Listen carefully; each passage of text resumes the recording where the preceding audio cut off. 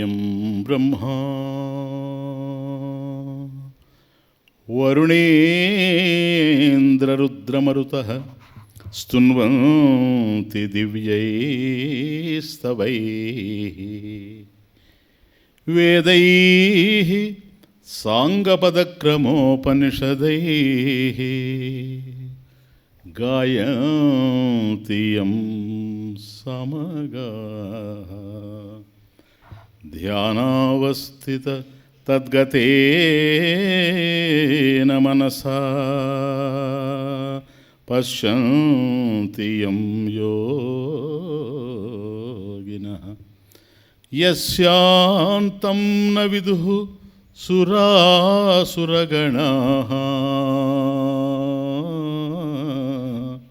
దేవాయ తస్మై నమః. ఆకాశంలో మేఘాలు ఉంటాయి.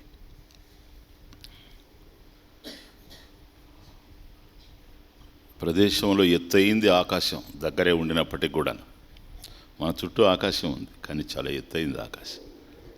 అంత ఎత్తైనటువంటి ఆకాశంలో ఎక్కడో పై భాగాన మనకు మేఘాలు కనపడుతూ ఉంటాయి. మన చూపు ఏమున్నాయి మేఘాలని ఆలోచిస్తే నీళ్లు మాత్రం ఉన్నాయి, ఇంకేం లేవు. ఆకాశంలో మేఘాలు ఉన్నాయని తెలుసు, మేఘాలలో జలాలు ఉన్నాయని కూడా మనకు తెలుసు. కాబట్టి జలపూర్ణమైనటువంటి మేఘం ఆకాశంలో తిరుగుతూ ఉంటే అది ఎప్పుడు వర్షిస్తుందో మనకు తెలియదు. మేఘమైతే ఉంది ఆకాశంలో, మేఘంలో నీళ్ళైతే ఉన్నాయి, ఉన్నవన్నీ నీళ్ళే మేఘంలో, కానీ అది ఎప్పుడు వర్షిస్తాయో తెలియదు. అట్లాగే ఎత్తైనటువంటి ఆకాశంలో నీళ్లను నింపుకొని తిరుగుతూ ఉండేటువంటి మేఘం ఎప్పుడు వర్షిస్తుందో మనకి ఎలాగైతే తెలియదు, అలాగే మానవ దేహంలో అనేకమైనటువంటి అవయవాలున్నా అంగాలున్నా ఎత్తైనటువంటి తోట ఆకాశంలో ఎత్తైనటువంటి భాగంలో మేఘాలు కనిపించినట్టుగా ఈ దేహంలో కూడా ఆపాదమస్తకం పరిశీలించి చూస్తే పాదం దగ్గర నుంచి కాస్త ఎత్తైనటువంటి చోట మిణుకు మిణుకుమంటూ కనపడుతూ ఉండేటువంటివి, కదులుతూ ఉండేటువంటివి నేత్రాలు. మనిషికి ముక్కుంది, కదలదు. దాన్ని ఎవడైనా కదిలించాడు అనుకోండి, మ్యాజిక్ కిందకు వస్తుంది, విచిత్రంగా ఉంటుంది, వినోదంగా ఉంటుంది. కానీ కళ్ళు మాత్రం ఎప్పుడు కదులుతూనే ఉంటాయి. మేఘాలు ఆకాశంలో ఎట్లాగైతే కదులుతూ ఉన్నాయో ఎత్తుగా ఉండి, ఈ దేహంలో ఎత్తైనటువంటి చోట ఉండేటువంటి కళ్ళు కూడాను కదులుతూ ఉంటాయి. మేఘాల్లో నీళ్లున్నాయి, కళ్ళల్లో కూడా నీళ్లున్నాయి. మేఘాలు ఎప్పుడు వర్షిస్తాయో మనకు తెలియదు, కళ్ళు ఎప్పుడు చెమరుస్తాయో కూడా తెలియదు. ఈ కళ్ళ నుండి, మేఘం నుండి ఎప్పుడు నీళ్లు కారుతాయో మనం చెప్పలేము. అట్లాగే ఈ కళ్ళ నుండి అశ్రుధారలు ఎప్పుడు రాలుతాయో కూడా చెప్పలేం. క్షణాల్లో జరిగిపోద్దంత. చల్లటి పవనాలు వీస్తాయి, ఆకాశంలో ఉండే మేఘం చకచక చకమని వర్షించేస్తుంది. ఏంటి వర్షం వస్తున్నట్టుంది అని బయటకు వచ్చి చూస్తాం ఆశ్చర్యంగా.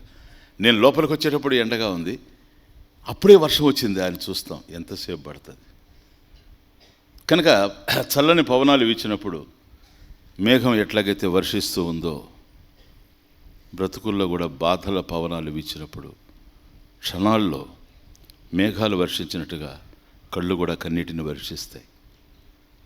దీనికి పెద్ద టైం అవసరం లేదు. దీన్ని ఒక్క మనిషే గుర్తించగలడేమో, ఇంకెవడు గుర్తించలేరు. జీవరాశులు అనేకం ఉండొచ్చేమో, కానీ ఈ సత్యాన్ని గుర్తించేటువంటి మేధస్సు ఒక మనిషి దగ్గరే ఉంది.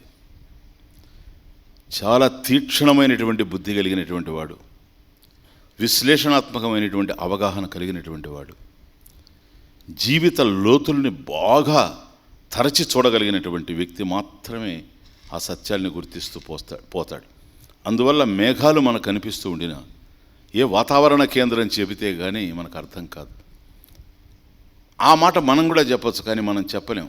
వాతావరణ కేంద్రం అయ్యా వర్షం వస్తుందని చెప్పడానికి అనుకూలమైనటువంటి పరిస్థితులు వాళ్ళ దగ్గర ఉన్నాయి, యంత్ర సామగ్రి వాళ్ళ దగ్గర ఉంది, అవగాహన వాళ్ళ దగ్గర ఉంది, అందుకని చెబుతారు. జరగచ్చు, జరగకపోవచ్చు. అట్లాగే మన కన్నీళ్లు ఎప్పుడు వస్తాయో, ఎటువంటి పరిస్థితుల్లో వస్తాయో, వాటిని నివారించుకోవడానికి చేయవలసినటువంటి చర్యలు ఎలా ఉంటాయో ఇవన్నీ మరొకరికి తెలిసే అవకాశం లేదు, మహర్షులకు తప్ప. వాళ్ళు తెలుసుకున్నటువంటి ఈ సత్యాల్ని గ్రంథస్థం చేశారు. అందువల్ల ఒక గ్రంథాన్ని ముట్టుకున్నప్పుడు, మహాత్ములు రాసినటువంటి గ్రంథాన్ని, సాధారణమైనటువంటి వ్యక్తులకి ఆషామాషిగా ఉండొచ్చేమో కానీ దాని యొక్క లోతులు తెలిసిన వాళ్ళకు మాత్రం గుండెలు కదిలిపోతూ ఉంటాయి. ఎందుకంటే అది చిన్న విషయం కాదు. బ్రతుకైతే మనకుంది, ఇక బాధలు అంటారా బ్రతుకులోనే వస్తాయి, ఇంకెక్కడో వచ్చేందుకు అవకాశం లేదు. ఈ బాధలు ఎప్పుడైనా రావచ్చు, ఎలాగైనా రావచ్చు. Very important. క్షణాల్లో, మేఘం ఎట్లాగైతే క్షణాల్లో కురుస్తుందో పవనాలు వీచినప్పుడు, అంతే ఆ పరిస్థితులు అట్లా వస్తాయి. హాయిగా ఉంటాం మాట్లాడుకుంటూ, ఏదో గారెలు కూడా వేడివేడిగా తింటూ ఉంటాం. సడన్గా ఫోన్ వస్తుంది, మీ అబ్బాయి ఇట్లా అయ్యాడు అని, మీ తండ్రి ఇట్లా అయ్యాడు అని, మీ అమ్మాయి ఇలా అయింది అని, మీ తమ్ముడు ఇలా అయ్యాడు అని, మీ అన్నయ్య ఇలా అయ్యాడు అని, నీ మిత్రుడు ఇలా అయ్యాడు అని, మీ బావ ఇలా అయ్యాడు అని. ఇవన్నీ ఊహించలేం. గారెలు తినడానికే మనం అలవాటు పడ్డాం. కానీ ఇన్ని గాథలుంటాయి వెనక అనేటువంటిది ఒకవైపు కళ్ళ ముందు ప్రదర్శింపబడుతున్నా కూడాను మనిషికి ఇది అర్థం కాదు. ఇది అర్థం కావడానికి వివేకం ఉండాలి.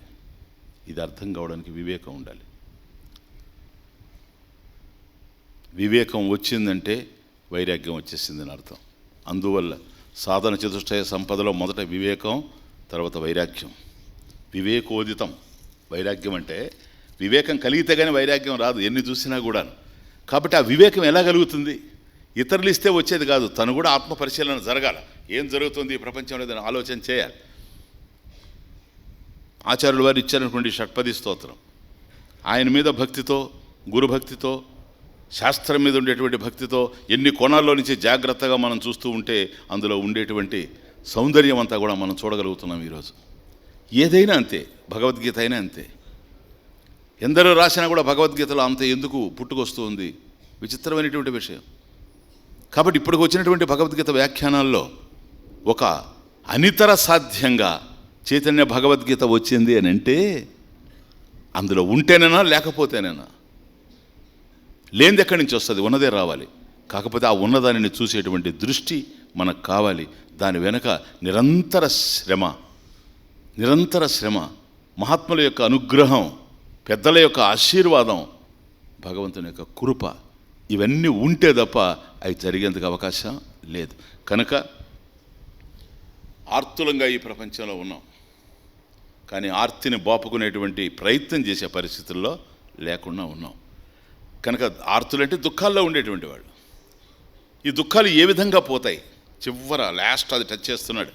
ఇక మిగతా సాధనే కనుక నిన్న చూచాం. ఈ సాధనలో సంపూర్ణంగా నిన్న తవాహం అన్నప్పుడు, అయ్యా నేను నీ వాణ్ణి,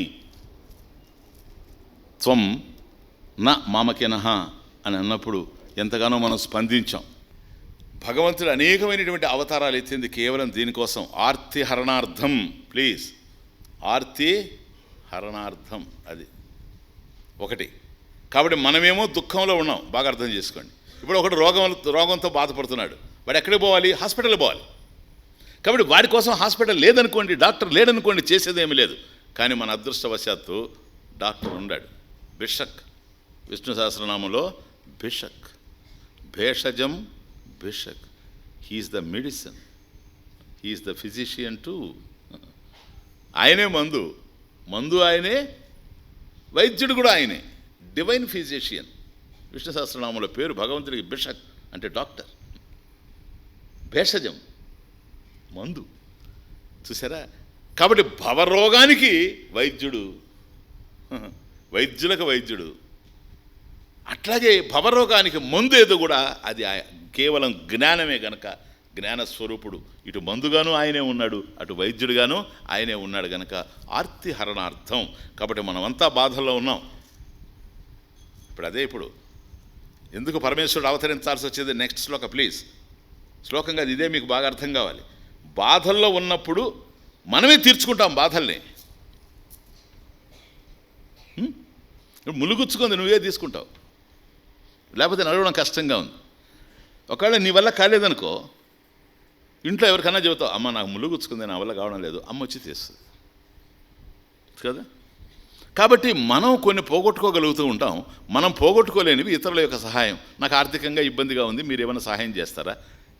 అనేక రకాలుగా ఈ ప్రపంచంలో అందరి యొక్క సహకారం లేదే మనం బ్రతకలేం.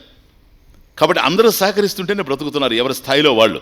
కనుక మనంతటా మనం మన బాధలను తొలగించుకోలేనప్పుడు ఇతరుల యొక్క సహాయం తీసుకుని మనం బాధలను తొలగించుకుంటాం. అటు మనము ఇతరులు ఎవరు ఉపయోగపడలేని పరిస్థితి అనుకోండి, అప్పుడేం చేయాలి? అది ఇవి జీవితంలో ఆపదలంటే ఇవి. ఆర్తి అంటే ఇది. ఆర్తి హరణార్థం మత్స్యాదిభిః అవతారైః అవతారవత అవతా సదా వసుధాం పరమేశ్వర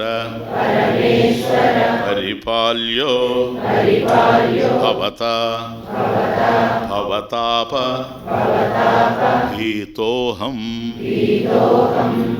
మత్స్యాదిభిః, మత్స్య ఆదిభిః అంటే మత్స్యావతారము మొదలైన. అది పరమేశ్వరుడు మొదట మత్స్యావతారం కనుక దశావతారాల్లో మత్స్యాది అవతారాలని అవతారైః అవతారవత. కాబట్టి ఈ అవతారాలన్నీ కూడా నువ్వు ఎత్తి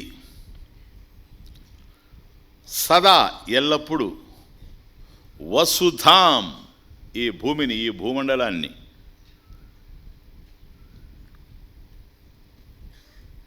అవత అవధాతు రక్షణ పాలించేటువంటి వాడివి. కనుక ఎప్పుడైతే ధర్మం దెబ్బతింటూ ఉంటుందో, యదా యదా హి ధర్మస్య గ్లానిర్భవతి భారతాభ్యుత్థానమధర్మస్య, కనుక అధర్మం పెచ్చు పెరుగుతూ ధర్మం అడుగంటేటువంటి పరిస్థితుల్లో ధర్మాన్ని రక్షించడం కోసంగా, ధర్మరక్షణార్థం, అట్లాగే ధర్మాత్ములైనటువంటి వ్యక్తుల్ని బ్రోచడం కోసంగా నువ్వు అవతరిస్తూ ఉంటావు. ఆ విధంగా వచ్చినటువంటివి మత్స్య, కూర్మ, వరాహ, నారసింహ ఇటువంటి అవతారాలన్నీ కూడాను. మత్స్యాదిభిః అవతారైః అవతారవత సదా వసుధాం అవత. కాబట్టి నీవు ఆ విధంగా రావడం వల్ల ఈ వసుధని భూమిని పాలిస్తూ ఉన్నావు చక్కగా. అది చక్కగా పాలిస్తూ ఉన్నావు, ధర్మబద్ధంగా దీన్ని ఏలుతూ ఉన్నావు. కాబట్టి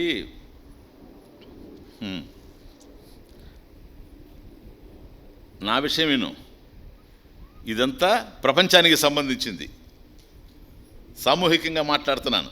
ఇది సమిష్టికి సంబంధించిన విషయం. ఇట్లా ప్రపంచాన్ని నువ్వు ఉద్ధరిస్తున్నావు. మరి నేను భవతాప భీతః అహం.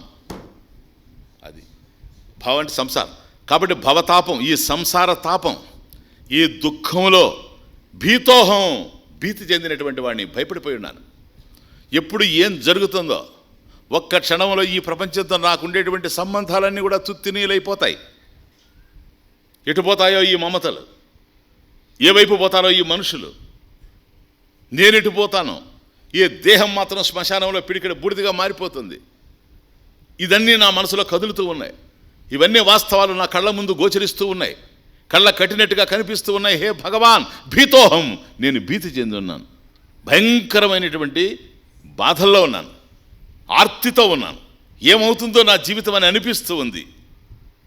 కాబట్టి పరమేశ్వర, పరమశ్చ అసౌ ఈశ్వరచ్చ, పరమేశ్వర శబ్దం ఈశ్వర అనలా, పరమేశ్వర పరిపాల్యో భవతా అహం పరిపాల్య. కాబట్టి అయ్యా పరమేశ్వర, ఈ భవతాప భీతోహం, ఈ సంసారం అనేటువంటి భయంతో కుదించుకుపోతున్నాను గనక భవత పరిపాల్య, నీ చేత భవత పరిపాల్య, నేను కూడా పాలించదగిన వాడిని. కాబట్టి నన్ను కూడా ఏలుకో, నన్ను కూడా ఏలుకో. ఈ ప్రపంచాన్నంతా ఏ విధంగా అయితే పాలిస్తూ ఉన్నావో, ఈ ప్రపంచాన్ని ఏ విధంగా రక్షిస్తూ ఉన్నావు, అవధాతు రక్షణ. అందువల్ల అవతు సహన అవతు, సహనౌ భునక్తు అవతు సహనౌ అవతు. అవతు అంటే అవతు రక్షణ.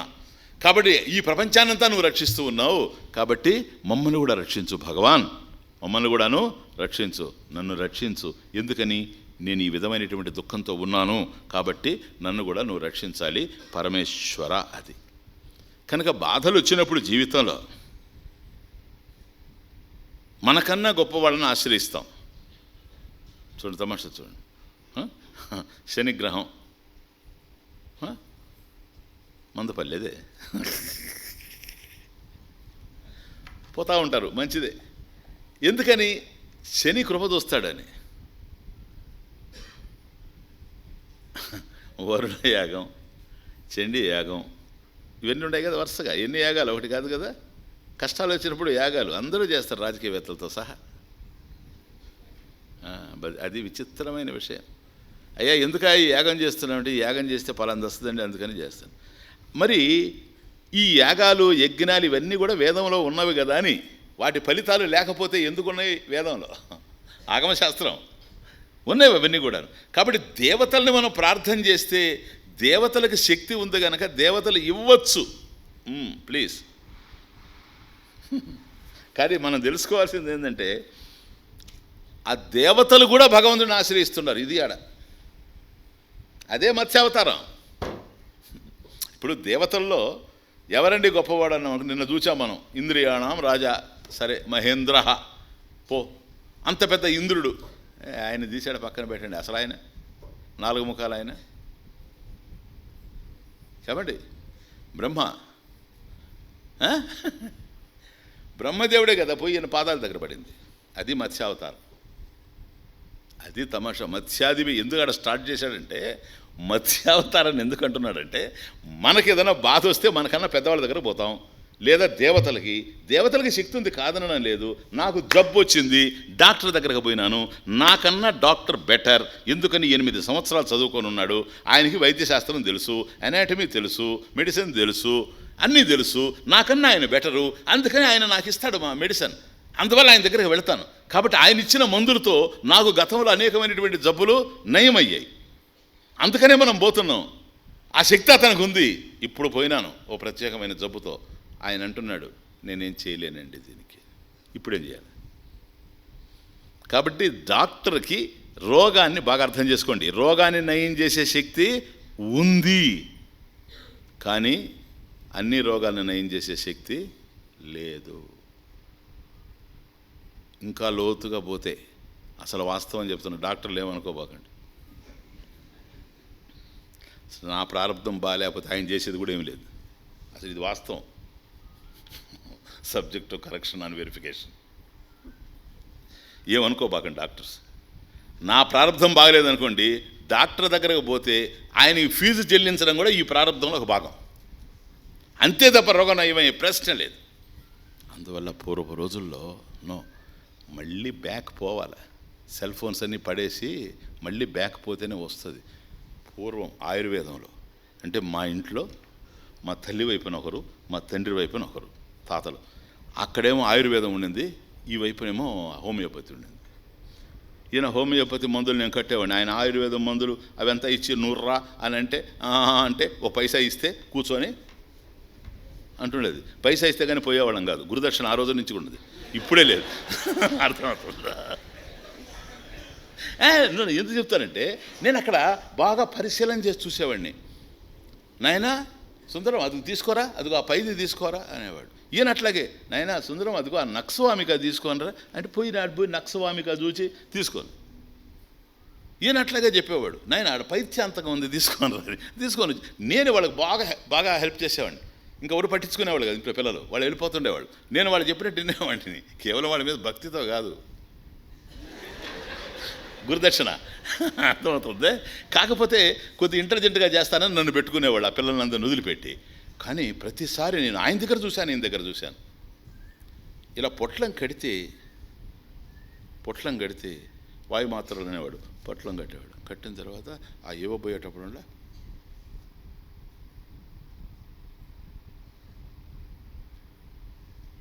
ఇదిగోరా వాళ్ళకి. నేను ఆలోచించేవాడిని, ఏంది ఇది ప్రతిసారి ఇట్లా అంటాడే తాతని. ఇప్పుడు అనుకుంటుంటాను అన్నమాట. అందుకనే వాళ్ళు అందరూ అంత చక్కగా జీవితాన్ని గడిపారు. అంటే మందిచ్చేది తానే అయినా అంత నైపుణ్యం తనకు ఉండిన శాస్త్రంలో అసలు ఈ హోమియోపతి అతనంతే అనేవాడు ఆ రోజుల్లో, ఇతను హెన్మన్ అనేవాడు, ఇతను హెన్మన్ లాంటి వాడు అనేవాడు. అంత ఆయన ఇస్తే తిరుగు లేకుండా ఉండేది. కానీ ఆయన మనసులో ఉండేది ఇది పరమేశ్వరుని యొక్క అనుగ్రహంతో ఇది ఒక ప్రసాద రూపంలో పోతేనే ఇది పనిచేస్తుంది అనేటువంటి భావన పూర్వం ఉండేది. ఇప్పుడా గేదెని పొడిచేస్తాను, మనతో మాట్లాడుచేటప్పుడు. అదే ఇదంతా ఎందుకు వచ్చిందంటే మనకు మన కష్టాలకంతా మనమే కారణం. ఇది మరొకరు కానే కాదు, మనం కొని తెచ్చుకునేటువంటివి. ఎక్కడి నుంచి అయితే మనకు సహాయం అందుతూ ఉందో ఆ ట్యాప్ని కట్టేసుకుంటున్నాం, మిగతా చోట నుంచి అంతా ప్రయత్నం చేస్తున్నాం. ఇవి దుఃఖాల్ని మనకు తెచ్చిపెడుతూ ఉంది. కాబట్టి నువ్వు యాగం చేస్తే మంచిదే, దేవతలు అనుగ్రహిస్తారు. కానీ వాళ్ళ యొక్క శక్తి కూడా చాలా పరిమితమైంది. డాక్టర్లు చూస్తారు కానీ వాళ్ళ యొక్క శక్తి కూడా పరిమితమైంది.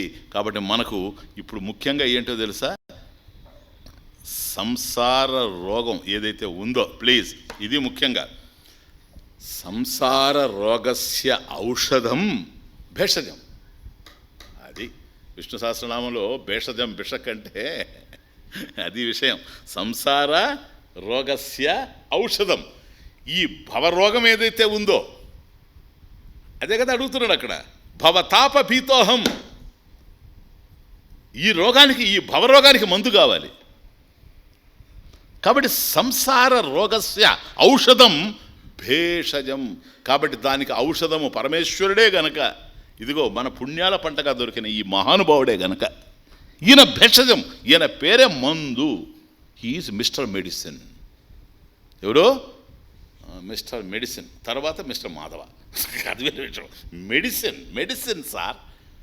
కనుక ఆయన వైపు చూసామనుకోండి, ఈ మెడిసిన్ అన్నా నువ్వు మింగాల, దీనికి మళ్ళీ అనుపానం ఇవన్నీ ఉంటాయి. నువ్వు అది తినద్దు, వంకాయ తినద్దు. ఇంతకుముందు వంకాయ వద్దయ్యా బాబు, ఎందుకంటే దీనికి మాత్రం వంకాయ వల్ల చాలా కష్టం అని చెప్పేవాడు. ఇప్పుడు అంటున్నారు ఎవరు వంకాయ తినబాకండి, వంకాయ తింటే కాయం నిలవదని. ఇప్పుడు లేటెస్ట్ ఇది ఏం పేరు, దాని పేరు బీటా వంకాయ ఏదో వచ్చిందట, దాంట్లో ఏదో ఉందంటున్నారు ఊరికి. ఒకరోజు అయితే విచిత్రం ఏంటంటే, కర్మలు ఇదంతా సైంటిఫిక్ అడ్వాన్స్మెంట్, హ్యూమన్ అచీవ్మెంట్.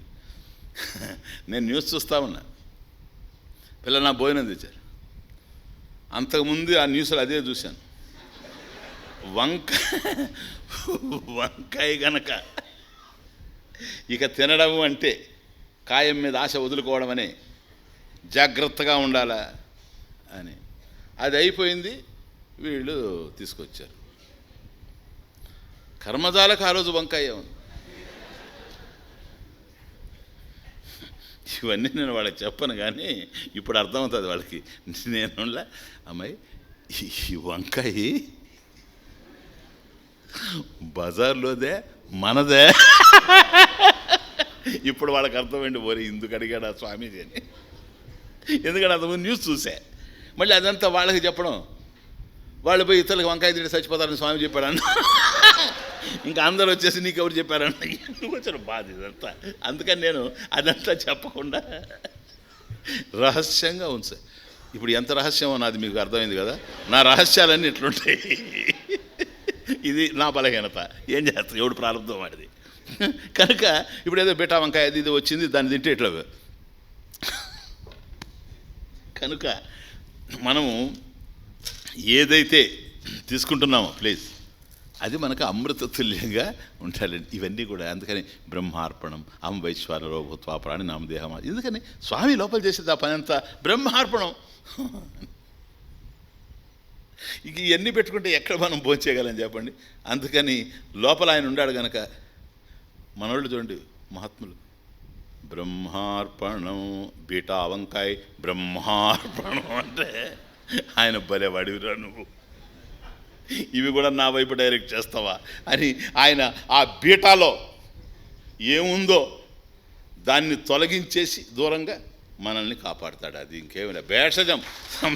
ఇట్లా చిన్న చిన్న బాధల నుంచి విడిపడుతూ బ్రహ్మాండమైనటువంటిది టెరిఫిక్గా ఉంది కనుక మన కళ్ళ ముందు. అదే భవతాప భీతోహం భవతా పరిపాల్య, హే భగవాన్. ఇట్లా కనుక ఎవరికి ఏ బాధలు వచ్చినా ఆర్తానాం ఆర్తిహరణాత్ కాబట్టి ఆర్తుల యొక్క ఆర్తిని పోగొట్టేటువంటి వాడివి నీవు. నేను ఇంకెవరిని అది విషయం, నేను ఇంకెవరిని అప్రోచ్ కాను. చూడండి శంకర, నేను ఎవరిని అప్రోచ్ కాను చెప్పగానే చెప్తున్నాడు ఆ మాట. అది ఎక్కడుంది స్వామీజీ ఆ శ్లోకంలోని? శుభ్రంగా ఉంది. ఎవరిని అప్రోచ్ కావాలి?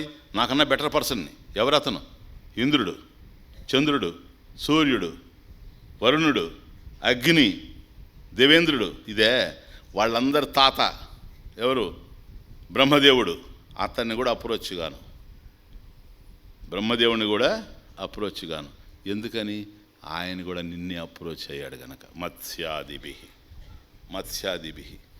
ప్రళయ జలాలు వచ్చినప్పుడు, ప్లీజ్, ప్రళయ జలాలు వచ్చి ముంచెత్తినప్పుడు బ్రహ్మదేవుడు వివశుడై నిద్రపోయాడు. అది ప్రళయం అంటే చిన్న విషయం కాదు. ప్రళయం చూడడానికి ప్రయత్నం చేయకూడదు. ఆ పదాన్ని ఊరికే వాడుతున్నారు అందరూ. చూడండి ప్రళయం వస్తుందని. ఏడొస్తుంది ప్రళయం? వచ్చేది లేదు, ఏం లేదు. అర్థమవుతుంది. 36వ తారీఖు నుంచి ప్రళయం, 42వ తారీఖు నుంచి ప్రళయం. ఆ తారీఖులు రావు, ప్రళయం రాదు. అర్థమవుతుంది. ప్రళయాన్ని చూసే శక్తి ఎవరికి లేదు సార్. బ్రహ్మదేవుడే వివసుడై పడిపోయినాడట. ఊరికే వివసుడై పడలే. ఇప్పుడు మీకు భలే ఆనందంగా ఉంటుంది.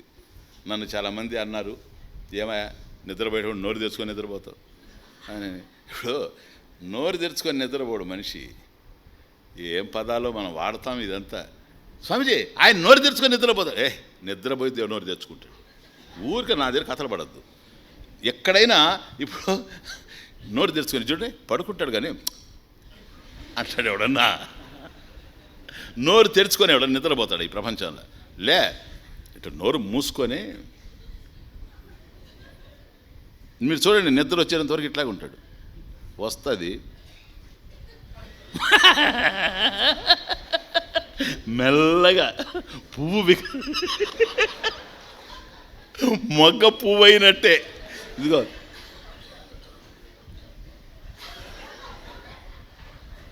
కనబడుతుంది.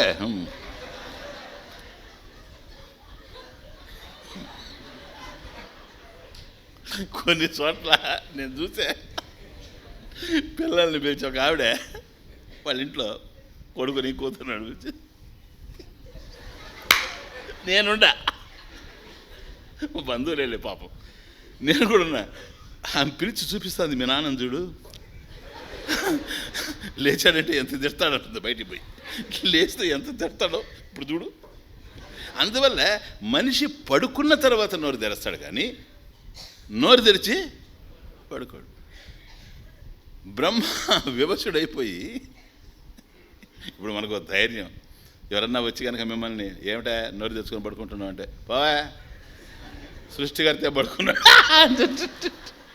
సృష్టికర్తే పడుకున్న తర్వాత నోరు తెరిచాడు. ఆయన సృష్టిలో ఉండేవాడిని నేను ఎట్లా తెరవకుండా ఉంటాను. ఇప్పుడు ప్రళయం వచ్చేటప్పటికి ఆ ప్రళయ జలాల్లో ఏం చేయాలనో తెలియక అందరూ కొట్టుకుపోతున్న బ్రహ్మదేవుడు మిగిలి ఉన్నాడు. ఏది తర్వాత మళ్ళీ సృష్టి చేయాలి కనుక, సర్గ పునః.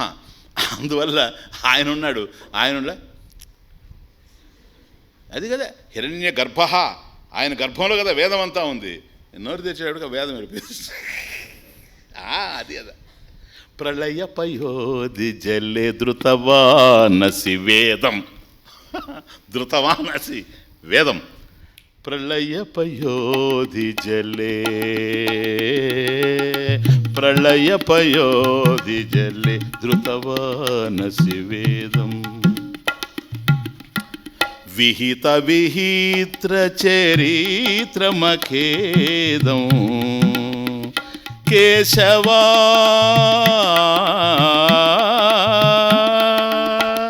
కేశవాధృత మీన శరీరా, కేశవాధృత మీన శరీరా. జయ జగదీశ హరే హరే, జయ జగదీశ హరే హరే, జయ జగదీశ హరే. జయదేవుడు అష్టపదిలో దశావతారాలు అష్టపది. దాంట్లో ఎత్తుకుంటానే మత్స్యావతారం, ప్రళయ పయోధి జలే, ప్రళయ పయోధి జలే ధృతవానసి వేదం, ప్రళయ పయోధి జలే ధృతవానసి వేదం విహితవహిత్ర చరిత్రమఖేదం కేశవా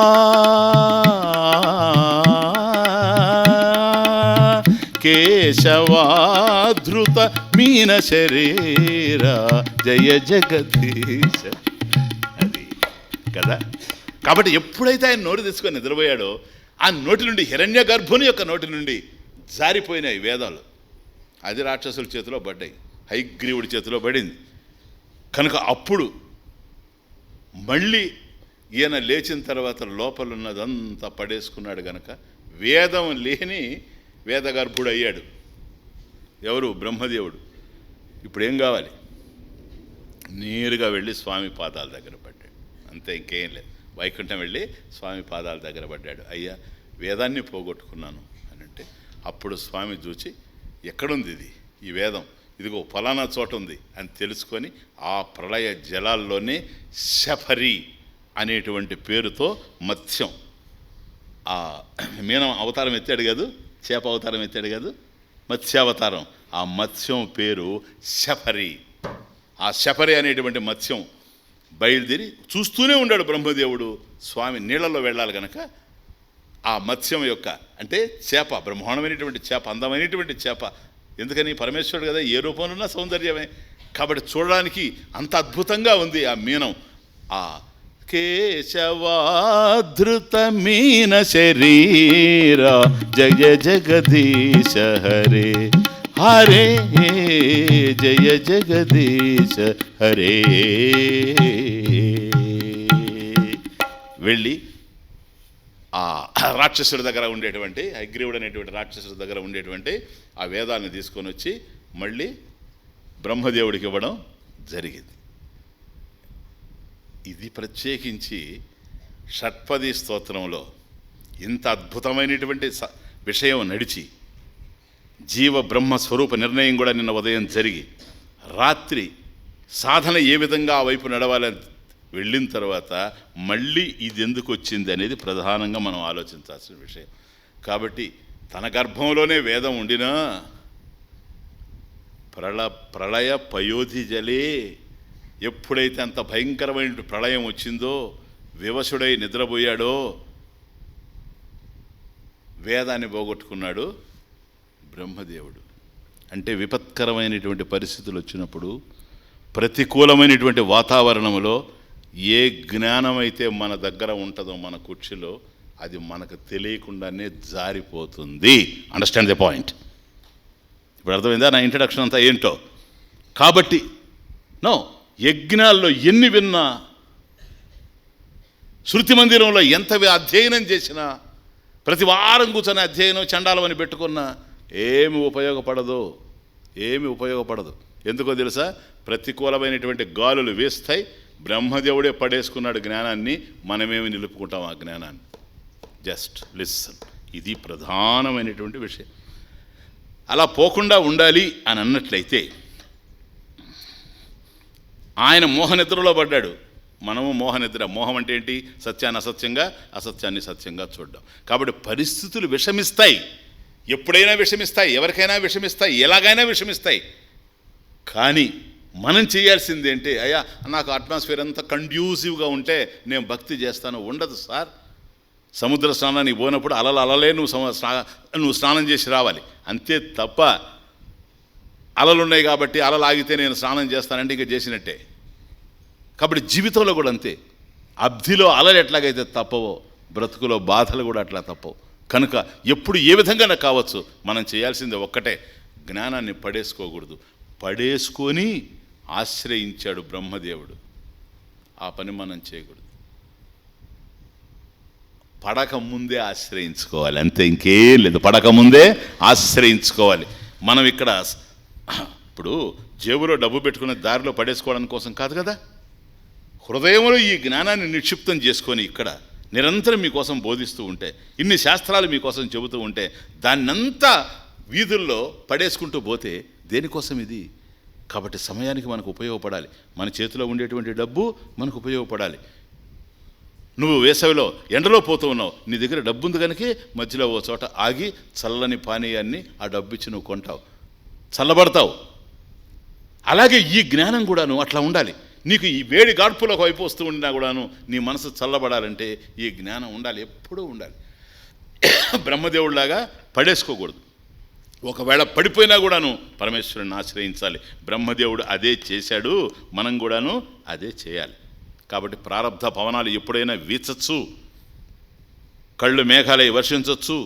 ఆ పరిస్థితి నుంచి బయటపడాలనుకున్నట్లయితే ఎప్పుడో దాహం వేసినప్పుడు మనవాళ్ళు అంటుంటారు చూసారు పెద్దవాళ్ళు, దాహం వేసినప్పుడు కాదురా బావి తవ్వాల్సింది. వేదాలండి ఇవన్నీ, చిన్న విషయం కాదు. ఇది ముసలోళ్ళు మాట్లాడుతున్నారని మనం తీసేసాం, కానీ దాహం వచ్చినప్పుడు కాదురా, దప్పికొచ్చినప్పుడు కాదు బావి తవ్వాల్సింది, ముందే తవ్వి పెట్టుకోవాలని. అట్లాగే ఆపదలు వచ్చినప్పుడు భగవంతుని ఎలాగూ ప్రార్థిస్తాం కాదు, ముందే ఉండాలి. నా జీవితమే ఆపదల్లో ఉంది అనేటువంటి నగ్న సత్యాన్ని గుర్తించాల. వాడే సాధకుడు అవుతాడు, అంతే తప్ప మిగతా వాడు ఆషామాషి అంతే, జీవితాన్ని పోగొట్టుకుంటూ ఉంటాడు. అటువంటి వాడు వేద ఉపన్యాసాలు విన్నా ఒకటే, సినిమాలో పోయినా ఒకటే. ఎందుకని? వాడికి వినోదమే కానీ వికాసానికి విజ్ఞానానికి అవకాశమే లేదు కనుక. Just listen. కాబట్టి మత్స్యాధిభి, కాబట్టి అవతారాలను నీవు ఎత్తావయ్యా, అందరినీ ఉద్ధరించావు. కాబట్టి ఆర్తిహరణార్థమే గనక, దుఃఖాన్ని పోగొట్టుకోవడమే గనక ఇదిగో ద్రౌపది ఆర్తిలో ఉంది. ఆర్తభక్తుల్లో వీళ్ళు వస్తారు. ద్రౌపది, గజేంద్ర, విభీషణ శరణాగతుడు. కాబట్టి అయ్యా నీకు శత్రువు యొక్క తమ్ముడు అంటే కూడా రాముడు అన్నాడు. నాన్ సెన్స్, వాడు ఎవడాని నాకు అనవసరం, నన్ను గనక శరణ చూచాడా సరిపోద్ది అంతే. చూశారు, సకృదేవ ప్రపన్నాయ తవాస్మి ఇది. రాఘవ చూడు, తవాస్మి, నేను నీవాణ్ణి, తవాహం తవాస్మి. రామాయణంలో తవాస్మి, ఇక్కడ తవాహం, నేను నీవాణ్ణి అని ఒక్కసారి పరమేశ్వరుడు వైపు కనుక తిరిగితే అయిపోతుంది. ఇక్కడ కొన్ని లక్షల మంది ఉండి మనకు ఏమీ చేయలేరు. ఒక్క పరమేశ్వరుడు వైపు కనుక మన దృష్టి కనుక పడిందే, మనం ఇక ఈ బాధల నుంచి, ఈ కష్టాల నుంచి, ఈ కన్నీళ్ళ నుంచి, ఈ ఎప్పుడైతే భవతాప భీతోహం అంటున్నాడో దీని నుంచి విడిపడేటువంటి అవకాశం ఉంటుంది. కాబట్టి భగవంతుని పిలుస్తూ ఉండాలి. ఇక్కడ ఈ సందర్భంలో పరమేశ్వర చూచారా శబ్దం, అది పరమేశ్వర శబ్దం అంటే పరమశ్చ పరమః, పరమశ్చ పరమః చ అసౌ ఈశ్వర.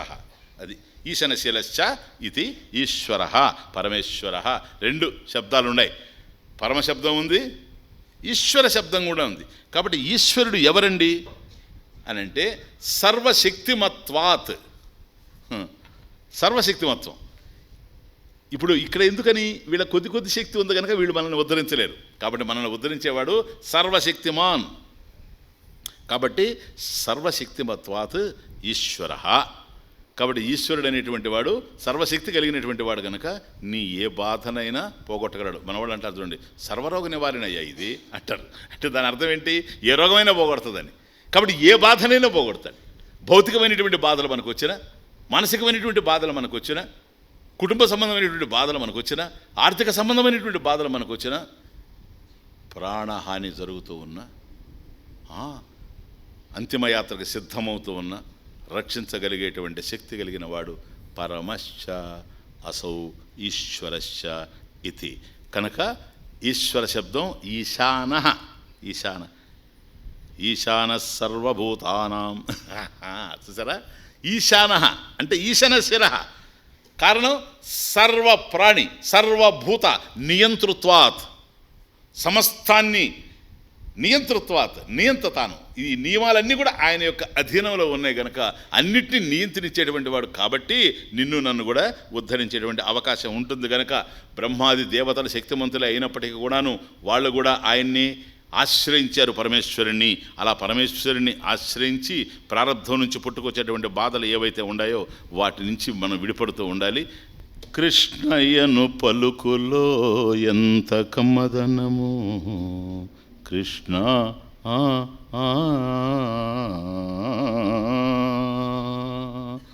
బాధలలో ఓదార్చు అమ్మతనము. కృష్ణయ్యను పలుకులో ఎంత కమ్మదనము, కృష్ణ ఆ, ఆ, ఆ. కృష్ణయ్యను పలుకులో ఎంత కమ్మదనము, బాధలలో ఓదార్చు అమ్మతనము. నిన్ను మించిన దైవమును కనలేము మేము, నీ అడుగుల కడ పడి ఉందు చిన్ని కృష్ణ. కాబట్టి ఏ బాధలో కూడాను బాధ ఉంది ఒకటేనైనా, బాధ ఉంది అనంటే, బాధ వచ్చింది అనంటే అది కర్మఫలం. సింపుల్ రీజన్, బాగా అర్థం చేసుకోండి. కర్మఫలం లేకుండా ఎక్కడి నుంచి వస్తుంది? ఏదైనా రానిండి, అనారోగ్యం వచ్చింది కర్మఫలం, ఇతరులు మనల్ని బాధ పెట్టారు కర్మఫలం, గతంలో మనకు తెలియకుండా ఎంతో చేసి ఉంటాం, దాని ఫలం వస్తుంది. కాబట్టి ప్రారబ్ధమే, కర్మఫలమే బాధల రూపంలో వస్తుంది కదూ. ఈ కర్మఫలం ఇచ్చేవాడు ఎవడు? కర్మఫల ప్రదాత ఎవరు? పరమేశ్వరుడు కదా. నువ్వు భగవన్నామం చేస్తూ ఉండేది అలౌకిక కర్మ కాదా? ఎన్నిసార్లు చెప్పాలి మీకు? అలౌకిక కర్మ కాదా? అలౌకిక కర్మకి ఫలం ఏంటి? దయ. చూసారా, మీ దగ్గర ఉంది ఆ మాట, దాన్ని వినియోగించుకోవాలంతే, దయ. కాబట్టి ఎప్పుడైతే భగవన్నామం మనం చేస్తామో భగవంతుడు రిలీజ్ చేస్తాడు ఆ దయని. అర్థమవుతుంది? అదే దయ ఈ ప్రారబ్ధాన్ని సమరసం చేస్తుంది, న్యూట్రలైజ్ చేస్తుంది. అది విచిత్రం, సైంటిఫిక్గా చెప్తున్నాను మీకు. అందువల్ల ఎప్పుడు నిరంతరం చేసుకున్న వాడికి చేసుకున్నంత, ప్రతి ఒక్కరంటారు ఈ మాట, చేసుకున్న వాడికి చేసుకున్నంత. ఏంటది? అది నాశనం చేసుకున్న వాడికి నాశనం చేసుకున్నంతనే. ఏంటిదని అర్థం? భగవన్నామం ఎవడు ఎంత చేసుకుంటే అంత ఫలితం మనకు అందుతూ ఉంటుంది. కనుక హే పరమేశ్వర పరిపాల్య. కాబట్టి ఈ సంసార భవతాపభీతోహం భవతా పరిపాల్య పరమేశ్వర. కాబట్టి వాళ్ళనంతా ఉద్ధరించావు గనక బ్రహ్మాది దేవతలు కూడా నిన్ను ఆశ్రయించుకొని తరించిపోయారు, నన్ను కూడా ఉద్ధరించు. దామోదర గుణమందిరా, దామోదర గుణమందిరా, దామోదర గుణమందిరా, దామోదర గుణమందిర.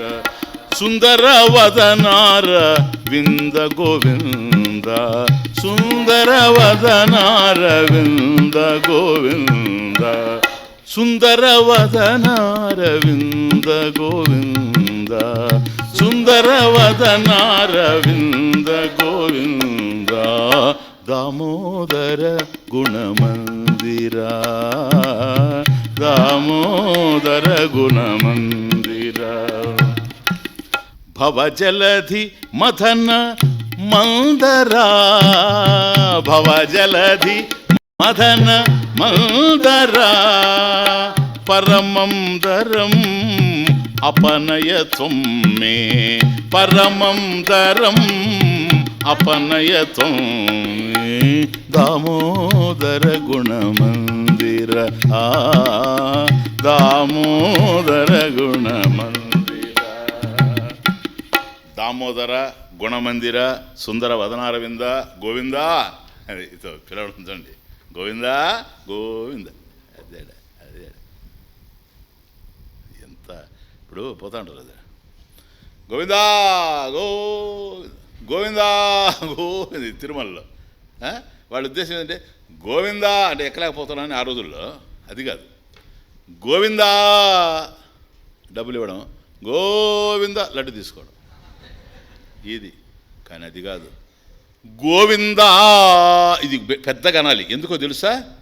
బాహ్యంలో ఉండే బాధలన్నీ పోవాలి ఆ గోవిందనామం. అందువల్ల బాహ్యంలో ఎన్నో బాధలు వస్తాయి మనకు, వాతావరణ కాలుష్యం కావచ్చు, అప్పులోళ్ళు కావచ్చు, అసలు కొంపలో ఉండేవాళ్ళే కావచ్చు. అర్థమైందే? ఇప్పుడు శత్రువులు బయట నుంచి రారు కదా.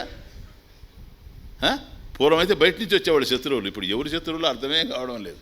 ఎందుకో తెలుసా? అసలు శత్రువులు లోపల ఉన్నారు కదా, అంతా శత్రుమయం. ఎక్కడ చూసినా శత్రుమయం. మనకు మిత్రుడు ఎవరు అంటే నేస్తం, మన ఫ్రెండ్ గతిర్భర్త ప్రభు సాక్షి నివాస శరణం సుహృత్. ఫ్రెండ్, సుహృత్ మన స్నేహితుడు పరమేశ్వరుడు. అది రాజగుహ్యంలో ఉంది 9వ అధ్యాయంలో. సుహృత్ ఈయన స్నేహితుడు కదా, ఇంకంతా అమిత్రమే. అందువల్ల గోవిందా అంటే బయట నుంచి వచ్చేటువంటి బాధలు ఏమీ లేకుండా చేయమని గోవిందా. ఆ తర్వాత ఇదో గోవింద. బయట ఏ బాధలు లేకపోయినా లోపల నుంచి స్టార్ట్ అవుతాయి. నాకు ప్రత్యక్షంగా ఉంటాయి, ప్రత్యక్షంగా చూస్తాను నేను. ఇక్కడికి వచ్చి కూర్చొని వాళ్ళు దేనికి వస్తారు చెప్పండి? ఇక్కడ ఏమైనా డబ్బులు వస్తాయి? ఏమొస్తాయి? కూర్చుంటారు కొద్దిసేపు అయిన తర్వాత. Look at me.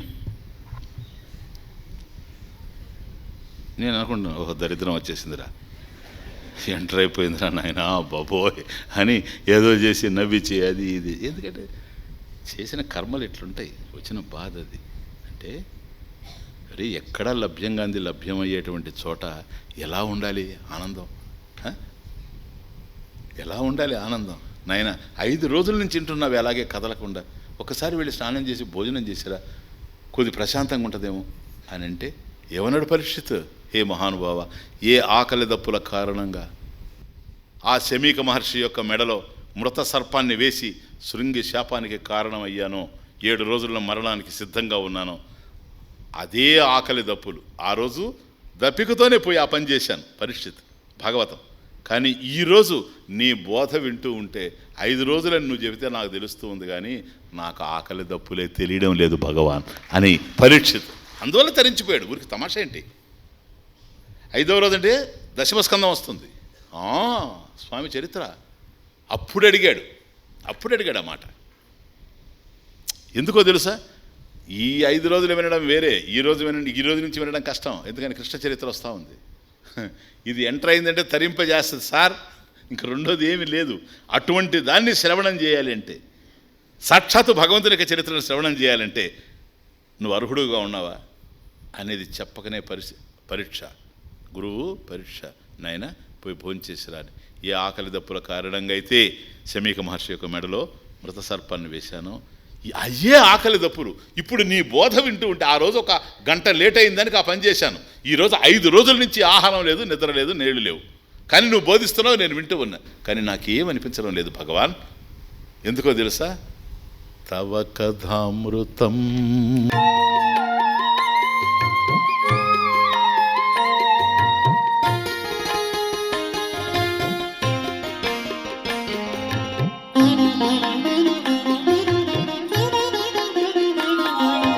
తవ కథామృతం తప్త జీవనం కవిభిరీడితం కల్మషాపహం. తవ కథామృతం తప్త జీవనం కవిభిరీడితం కల్మషాపహం. శ్రవణమంగళం శ్రీమదాతతం, శ్రవణమంగళం శ్రీమదాతతం. భువి గృహ్ణంతి భూరిదా జనా.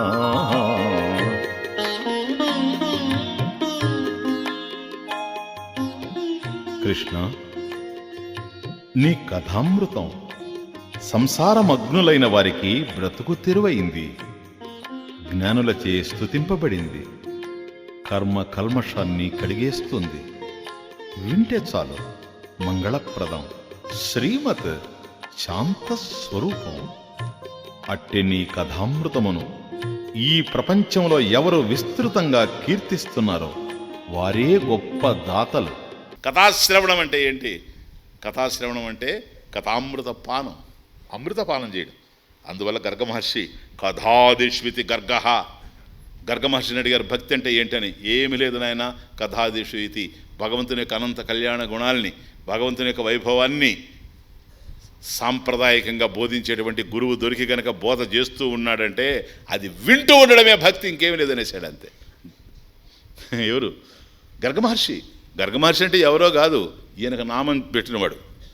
నాయన నామం అంటే ఇది కాదు. ఇప్పుడు అన్నిటికీ మారిపోయింది. నామం పెట్టాడంటే నామకరణం చేయించాడని నా ఉద్దేశం.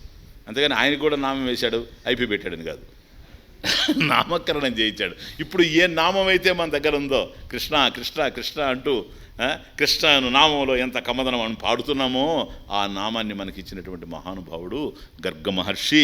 స్వామి చిన్నపిల్లవాడుగా ఉన్నప్పుడు ఆయన వైభవాన్ని చూసి కృష్ణ అని పేరు పెట్టినటువంటి వాడు, బలరాముడికి రామ అని పేరు పెట్టినటువంటి వాడు గర్గ మహర్షి. ఆయన చెప్పింది కథాదిష్వితి గర్గ, కథాదిషు, కథాశ్రవణం చిన్న విషయం కాదది. ఓకే, కేవలం కాబట్టి గోవిందా అన్నప్పుడు బాహ్యంలో ఉండేటువంటి బాధలన్నీ తీరిపోతాయి.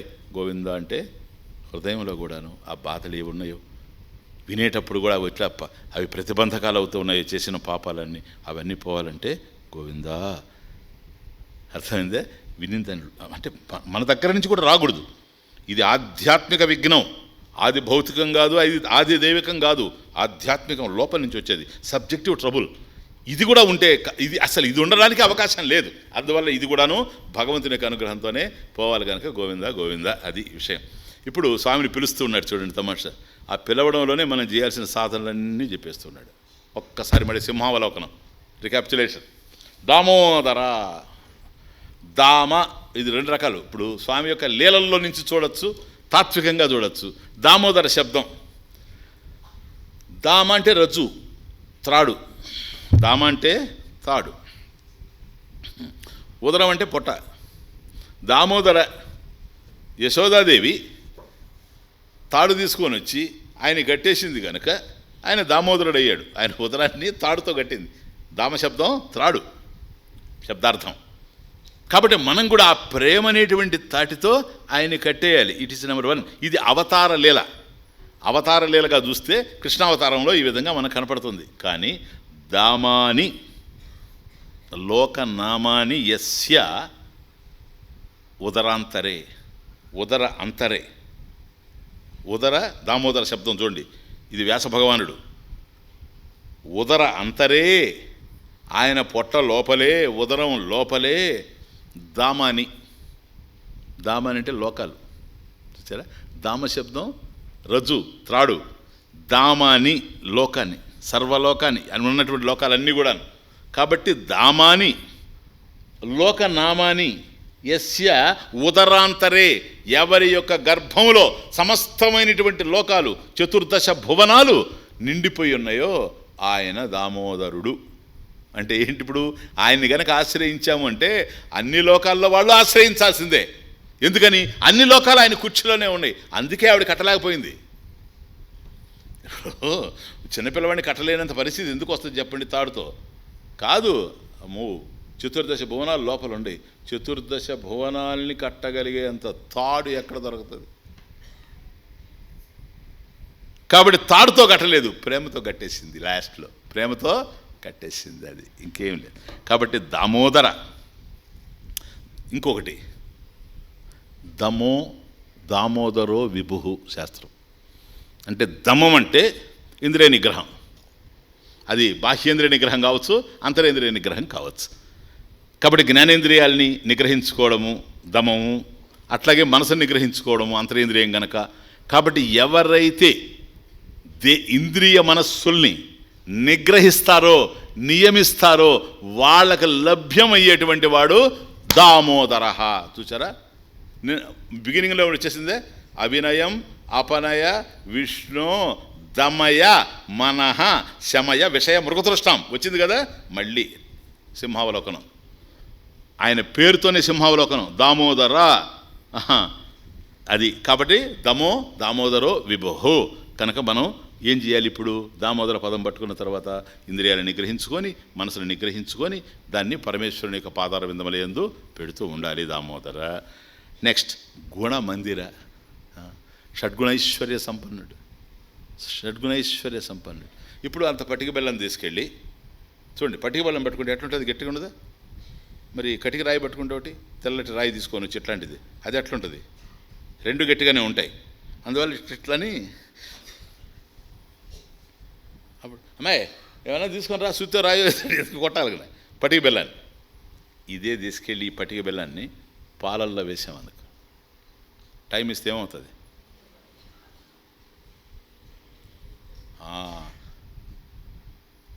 అది విషయం. ఈ రాయిని తీసుకెళ్ళేసాం, ఇది తెల్లగానే ఉంది, దానిలాగానే ఉంది ఇది. అర్థమవుతుంది. ఒక స్ఫటికం తీసుకెళ్ళి వేసాము, చెప్తాను, ఒక క్రిస్టల్ తీసుకెళ్ళేసాం, అట్లాగే ఉంటుంది అది. ఇది కరిగిపోతుంది. ఎందుకని? సమాన ధర్మాలు ఉన్నాయి కనుక. సమాన ధర్మాలు ఉంటేనే పరమేశ్వరుడితో ఐక్యం కావాలంటే ఆయన షడ్గుణైశ్వర్య సంపన్నుడై, మనం షడ్భావ వికారాలు కలిగి ఆయనతో నేను కలిసిపోవాలి, ఆయనతో నేను కలిసి. ఆయనేమో షడ్గుణైశ్వర్య సంపన్నుడు, మనమా మన దగ్గర ఉన్నాయి షడ్గుణాలు, కామ, క్రోధ, లోభ, మోహ, మద, ఇవి పోయి ఆడగలుస్తాయి ఈ రాళ్ళు.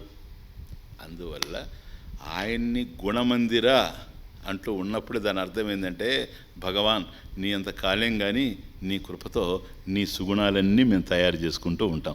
నువ్వు అందరినీ ప్రేమిస్తావు, మేము కూడా ప్రేమిస్తాం. నువ్వు అజ్ఞానం లేకుండా ఉంటావు, మేము అజ్ఞానం లేకుండా ఎప్పుడూ జ్ఞానంలో ఉండడానికి ప్రయత్నం చేస్తూ ఉంటాం. నువ్వు భూతదయ కలిగి ఉంటాం. భూతదయ విస్తారయ, భూతదయాం విస్తారయ, ఫస్ట్ శ్లోక.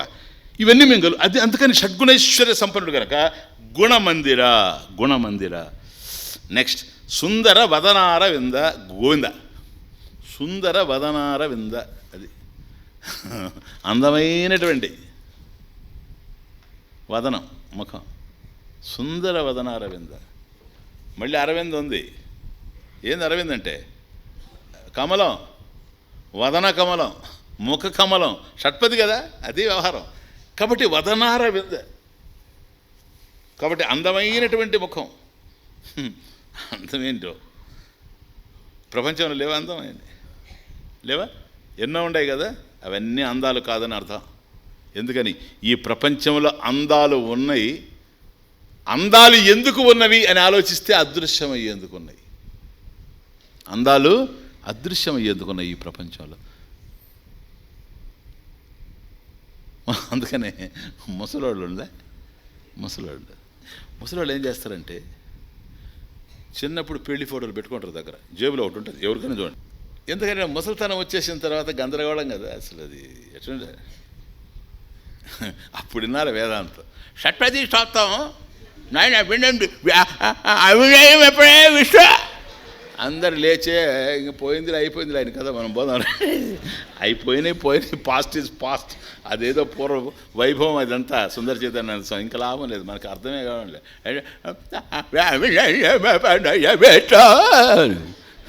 ఎవరు చూస్తాడు దాన్ని? అందుకని పాత ఫోటోలు పెట్టుకొని ఉంటారు. బాగలేదంటే అది తీస్తారు.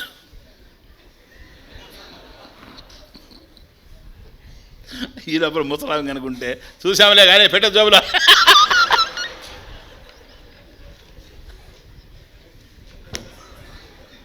కాబట్టి అంటే ఆయన అప్పుడు ఆవిడ ఎన్నన్నాను, నేను ఆవిడ సపోర్ట్ చేయను, అతన్నే సపోర్ట్ చేస్తా. ఎందుకంటే అసలు అతను అప్పుడు ఇట్లుంటే ఆమె చేసుకుంటుందే అని అనకూడదు. కానీ ఆమె ఎట్లుంది ఇప్పుడు?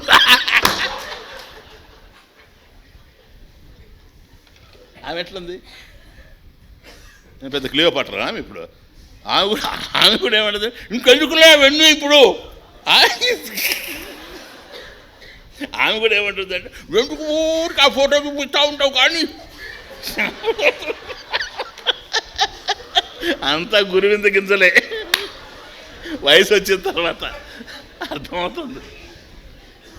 కానీ స్వామిది అట్లాంటిది కాదు. అందువల్ల ఆయన వదనార విందాం, ముఖ కమలం ఎట్లుంటుందో తెలుసా? అది ఎప్పుడు సుందర చైతన్య ముఖంలాగే ఉంటుంది.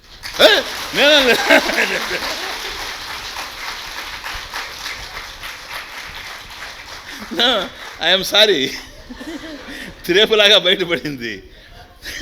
నా పేరు సుందర వదన రవీంద్ర, ఇది అనుకున్నా నేను, నాకు అనుకున్నా. కాబట్టి అందంగా ఉండడానికి ముఖం అందంగా ఉండాల్సిన అవసరం లే. అందంగా ఉంటేనే కదా అందరూ పోయి చూసేదే కదా. మీరంతా ఎందుకు వచ్చారు ఇప్పుడు? ఎందుకు వచ్చారు సార్?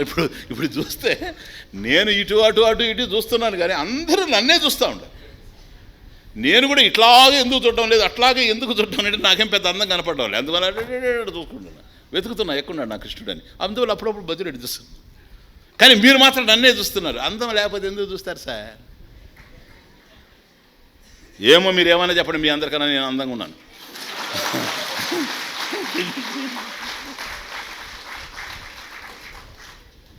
ఇప్పుడు మీరు అంటారు ఇది వయసు మళ్ళీతే వచ్చిన గొడవ.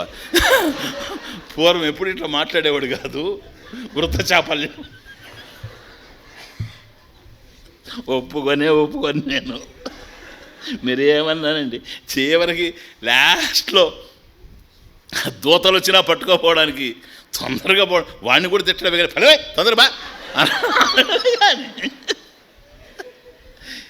దేనికి వాయి నువ్వు ఉండేది అక్కడ వైకుంఠంలో ఇట్లా నడుస్తున్నావే తొందరవా అనడమే కానీ ఉత్సాహపూరితంగా ఉండడమే కానీ నేనే కాదు ఆయన పాదాలు పట్టుకున్న వాళ్ళు ఎవరైనా అట్లాగే ఉంటారో కదా. కృష్ణుడు 125 సంవత్సరాలు జీవించాడు. మనం ఎప్పుడు మాట్లాడుకున్నా 10 సంవత్సరాల లోపలిదే అవునా. ఇప్పుడు ఆయన ద్వారకలో ఏం చేశాడో ఎప్పుడైనా చెప్పాను మీకు. నేను చెప్పానంటే మధురలోనో గోకులంలోనో ఉండే వ్యవహారాలే తప్ప పిజిపిఎస్ తప్ప ఇంకేమైనా అదే. ఎందుకని ఎప్పుడు అది మనల్ని ఆకర్షిస్తూ ఉంటుంది. కృష్ణుడిని చూస్తే ఆయన బాల్య క్రీడలు అర్థమవుతుంది. మనకు బాలకృష్ణుడే ఉంటాడు. యద్భావం తద్భావ అంతే. మనం మనసులో బాలకృష్ణుడు ఉన్నాడు, అందువల్ల మనం కూడా బాలుడిలాగా ఉంటాం. అర్థమవుతుంది మీకు. అది కృష్ణ ధ్యానం అంటే చిన్న విషయం కాదు. అది అన్ని విషయాల్లో ఉత్సాహంగా ఉంచుతుంది కనుక సుందర వదనారవింద. కాబట్టి అన్ని రూపాలు ఏవైతే మంగళకరంగా శోభాయమానంగా ఉంటాయో అవన్నీ అదృశ్యమైపోతాయి ఈ ప్రపంచంలో. అందమైంది ఏదైనా ఉంటే అది కేవలం భగవత్ స్వరూపమే గనక సుందర వదనారవింద గోవింద గోవింద. అది ఏడ సుందర వదనారవింద గోవింద. గోభిర్వేదాంత వాక్యై ఏవ వింద్యతే లభ్యతే ఇది గోవింద. అది గోవింద శబ్దం. గోభి వాక్కులు, వేదాంత వాక్యై ఏవ. కాబట్టి వేదవాక్కులు వేదాంత వాక్యాలు ఏవైతే ఉన్నాయో వాటి చేత లభ్యతే వింద్యతే ఇది గోవింద. కాబట్టి వేదాంత వాక్యాల ద్వారా లభ్యమయ్యేటువంటి వాడు గోవిందుడు. ఇప్పుడు అర్థమైందే. కాబట్టి దామోదర శబ్దంతో మన యొక్క ఇంద్రియాలని మనం నిగ్రహించుకోవాలి, మనసును నిగ్రహించుకోవాలి. గుణమందిర. కాబట్టి ఆ దౌర్భాగ్యాలు దూరం చేసుకున్న తరువాత, హరిషడ్వర్గాలను దూరం చేసుకున్న తర్వాత కామక్రోధాదుల్ని మనం సుగుణాలను తయారు చేసుకోవాలి. Cultivation of virtues, eradication of vices, cultivation of virtues రెండూ జరగాలి. దామోదర గుణమందిర సుందర వదనారవింద గోవింద. కాబట్టి పరమేశ్వరుని యొక్క ముఖారవిందాన్ని నిరంతరం కూడాను మనం ధ్యానిస్తూ ఉండాలి. గోవింద. చూసారా, ఇదంతా లభ్యం కావాలంటే శ్రవణం కనుక సుందర వదనారవింద. కాబట్టి అన్ని రూపాలు ఏవైతే మంగళకరంగా శోభాయమానంగా ఉంటాయో అవన్నీ అదృశ్యమైపోతాయి ఈ ప్రపంచంలో. అందమైంది ఏదైనా ఉంటే అది కేవలం భగవత్ స్వరూపమే గనక సుందర వదనారవింద గోవింద గోవింద. అది ఏడ సుందర వదనారవింద గోవింద. గోభిర్వేదాంత వాక్యై ఏవ వింద్యతే లభ్యతే ఇది గోవింద. అది గోవింద శబ్దం. గోభి వాక్కులు, వేదాంత వాక్యై ఏవ. కాబట్టి వేదవాక్కులు వేదాంత వాక్యాలు ఏవైతే ఉన్నాయో వాటి చేత లభ్యతే వింద్యతే ఇది గోవింద. కాబట్టి వేదాంత వాక్యాల ద్వారా లభ్యమయ్యేటువంటి వాడు గోవిందుడు. ఇప్పుడు అర్థమైందే. కాబట్టి దామోదర శబ్దంతో మన యొక్క ఇంద్రియాలని మనం నిగ్రహించుకోవాలి, మనసును నిగ్రహించుకోవాలి. గుణమందిర. కాబట్టి ఆ దౌర్భాగ్యాలు దూరం చేసుకున్న తరువాత, హరిషడ్వర్గాలను దూరం చేసుకున్న తర్వాత కామక్రోధాదుల్ని మనం సుగుణాలను తయారు చేసుకోవాలి. Cultivation of virtues, eradication of vices, cultivation of virtues రెండూ జరగాలి. దామోదర గుణమందిర సుందర వదనారవింద గోవింద. కాబట్టి పరమేశ్వరుని యొక్క ముఖారవిందాన్ని నిరంతరం కూడాను మనం ధ్యానిస్తూ ఉండాలి. గోవింద. చూసారా, ఇదంతా లభ్యం కావాలంటే శ్రవణం వదలడానికి అవకాశం లేదు. ఎందుకని? వేదనారాయణుడు వేదంలోనే ఉన్నాడు. కాబట్టి జ్ఞానంలోనే ఉంది మోక్షం. మోక్షం జ్ఞాన రూపంలో ఉంది. అందుకని నిరంతరం దాని మీదనే ధ్యాస ఉండాలి. అది గోవింద శబ్దార్థం. కాబట్టి వేదం కనుక నీలోకి వస్తే, వేద జ్ఞానం కనుక నీకు వస్తే, ఉపనిషత్తు జ్ఞానం కనుక నీకు వస్తే గోవిందుడు దొరికాడని అర్థం. ఎందుకని? ఈశ్వరుడు ఈశ్వర జ్ఞానము వేరు కావు. అర్థమవుతుంది ఇప్పుడు. వేదము వేదనారాయణుడు వేరు కాదు, గోవిందుడు మోక్షము వేరు కాదు, ముకుందుడు మోక్షము వేరు కాదు. ముక్తిం దదాతి ఇది ముకుంద, ముక్తిని ప్రసాదించేటువంటి వాడు ముకుందుడు, మోక్ష రూపంలో ఉండేటువంటి వాడు. అందువల్ల గోవిందుడిని పట్టుకుంటే అన్నీ అయిపోతాయి. గోవిందా గోవిందా, చూచారా? గోవిందా గోవిందా, రెండు. గోవిందా గోవిందా జన్మలన్నీ గోవింద.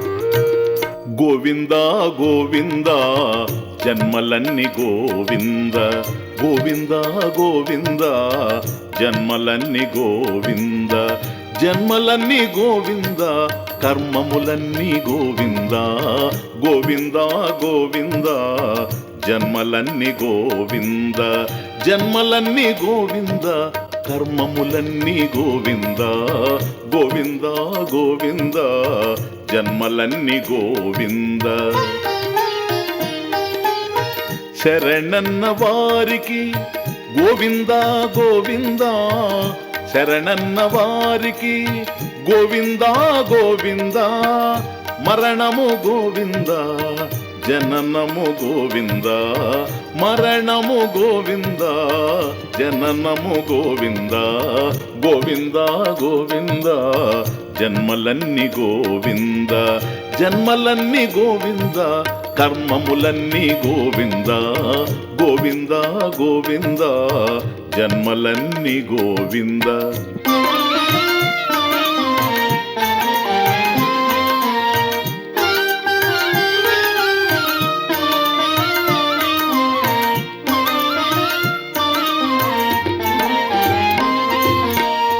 కేశవనామౌతో ఆశలు గోవింద, మాధవ స్మరణతో మమతలు గోవింద, కేశవనామౌతో ఆశలు గోవింద, మాధవ స్మరణతో మమతలు గోవింద, బాధలు గోవింద బరువులు గోవింద, బాధలు గోవింద బరువులు గోవింద, కష్టాలు నష్టాలు గోవింద గోవింద, గోవింద గోవింద జన్మలన్నీ గోవింద, జన్మలన్నీ గోవింద కర్మములన్నీ గోవింద, గోవింద గోవింద జన్మలన్నీ గోభిర్వేదాంత వాక్యార్యేవ వింద్యతే లభ్యత ఇది గోవింద.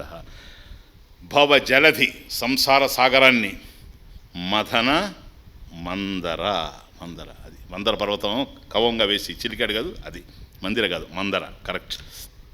కాబట్టి చిలికితేనే వెన్నొస్తుంది, అదేనా? మథనం చేస్తేనే సత్యం బయటపడుతుంది. ఇప్పుడు మన వాళ్ళంతా మన ఋత్వికులంతా చేశారు కదా, మీరు చూడ అగ్నిర్మథనం, దాని పేరు మథనం. అది ఆత్మానం అరణిం కృత్వా ప్రణవంచ ఉత్తరారిణి జ్ఞాన నిర్మథనాభ్యాసాత్ పాశం దహతి పండిత. కైవల్యోపనిషత్, కైవల్యోపనిషత్. కనుక ఆత్మానం అరణిం కృత్వా, కింద ఉండేటువంటి అరణుందే అధరారణి, అధరారణి కింద ఉండేటువంటిది ఆ దిమ్మలాగా ఉంది కదా, అది నీవు జీవుడు. పైకి ఉంది కదా ఉత్తరారణి, పైన ఉండేటువంటిది ప్రణవం, భగవత్ స్వరూపం, అకార ఉకారం అకారాలు భగవత్ ప్రణవ ధ్యానం. సరేనా? జ్ఞాన నిర్మథనం ఇది, అగ్నిర్మథనం అది, జ్ఞాన నిర్మథనం ఇది. జ్ఞాన నిర్మథనాభ్యాసాత్ పాశం దహతి పండిత. కాబట్టి ఆ పాశాన్ని, భవపాశం ఏదైతే ఉందో ఇంతకుముందు చెప్పాడు చూసారా, భవతాప భీతోహం అని, ఆ పాశం తెగిపోతుంది. పరమేశ్వరుడితో మనం ఐక్యమైపోతాం, పరమేశ్వర స్వరూపంగా మనల్ని మనం తెలుసుకుంటాం. కాబట్టి భవ జలధి మదన మందర మందర పరమం ధరమపనయ త్వమ్మే. పరమం మహా తీవ్రమైనటువంటిది, ఉత్కృష్టమైనటువంటి దీంట్లో మళ్ళీ ఏంటది? ధరం. అది ఆడ సౌండ్. పరమం ధరమపనయ అనుంది. పరమం ధరం అపనయ త్వం మే. చూచారు ఎంతవరకు వచ్చింది? ధరం అంటే భయం, ఇంకేం లేదు. ధరం అంటే భయం. పరమం ధరం మిక్కిలి భయం. ఏదది? మరణ భయం. అదే అదే అన్నిటికన్నా ఎక్కువగా మనల్ని భయపెట్టేది మరణమే. చిన్న చిన్న భయాలు ఈ ప్రపంచంలో మనకున్నాయి, కానీ మరణానికి మించిన భయం మరొకటి లేదు. కాబట్టి ఆ మరణ భయం ఏదైతే ఉందో అది కూడా ఏదది? మే పరమం ధరం. అది అన్వయం. మే పరమం ధరం.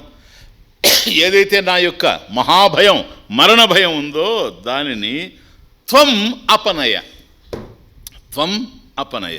త్వం నీవు, అపనయ తొలగించు భగవాన్. దామోదర గుణమందిర సుందర వదనారవింద గోవింద, ఈ బాధ నాకు తొలగించు, అమృతత్వాన్ని ప్రసాదించు తండ్రి, ఈ నికృష్టమైనటువంటి బాధను నేను భరించలేను అని పరమేశ్వరుడు వైపు తిరగడం. షట్పది స్తోత్రంలో అవినయం అపనయ విష్ణు అంటూ ప్రారంభమై అపనయ తొలగించని. ఏంటది తొలగించాల్సింది? అవినయం. చూసారా, నాకు వినయం లేదు, నమ్రత లేదు, ఒక కరుడు గట్టుకుపోయి ఉన్నాను రాక్షసుడిలాగా. ఈ అవినయాన్ని పోగొట్టి మంచి వినయం వచ్చేటట్టుగా, విద్యా వినయ సంపన్నే కనుక అది నాకు కల్పించమని సుగుణాలు ఇవ్వమని ప్రారంభం చేసి చివరికి అదే అపనయని ఎక్కడికి పట్టుకొచ్చాడు చూడు, పరమం ధరం అపనయ. కాబట్టి మిక్కిలి భయంకరమైనటువంటి భయం ఏదైతే ఉందో ఈ మరణ భయం, దీన్ని తొలగించమని. మరణ భయం దొరికితే ఏమవుతుంది? అమృతత్వం లభ్యమవుతుంది. అమృతత్వమే మోక్షం. కాబట్టి అక్కడి నుంచి ప్రారంభమయ్యి మోక్షం దగ్గరకు వచ్చి ఆగాడు. అది సేమ్ భగవద్గీత చూచారా ఎట్లా ప్రారంభం చేశాడు స్వామీజీ? భగవంతుడు ఎట్లా ప్రారంభం చేశాడు? శ్రీ భగవాను వాచ అశోచ్యానన్వశోచస్త్వం ప్రజ్ఞావాదాంశ భాషసే గతాసూన గతాసూంచ నాను శోచంతి పండిత. అశోచ్యాన్. చూసారా, శోచ్యులు అశోచ్యులు, దుఃఖింపదగిన వాళ్ళు దుఃఖింపకూడని వాళ్ళు. ఈ ప్రపంచంలో నువ్వు దుఃఖించడానికి ఎవ్వరూ లేరయ్యా అర్హులు. ఎందుకని అందరూ పోయేవాడే, నువ్వు పోయేవాడే. స్టార్ట్ అయ్యాడు. అశోచ్యాన్. ఎవరి కోసమైతే దుఃఖపడుతున్నావో వాళ్ళు దుఃఖపడదగినటువంటి వాళ్ళు కారు. దుఃఖం అవసరం లేదు నీకు. అసలు దుఃఖానికి ఆధారమే లేదు, హేతువే లేదు, దుఃఖ కారణమే లేదంటూ ప్రారంభం అయ్యాడు.